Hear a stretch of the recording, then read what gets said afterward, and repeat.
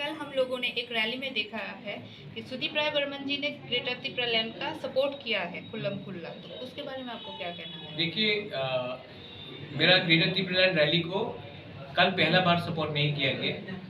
अगर आपको मालूम है, हमारा दिल्ली के आंदोलन में जयराम रमेश आए थे, आम आदमी पार्टी से एमपी संजय सिंह आए थे, हिरन सरनिया जो इंडिपेंडेंट मेंबर ऑफ पार्लियामेंट है वो आए थे, और आपको ये भी याद होगा कि प्रियंका चतुर्वेदी जो शिवसेना के राज्यसभा में डिप्टी लीडर है, उन्होंने भी हमारा डिमांड को सपोर्ट किया था। जहाँ रहा कल का स्टेटमेंट, तो वो स्टेटमेंट मैं वेलकम करता हूँ।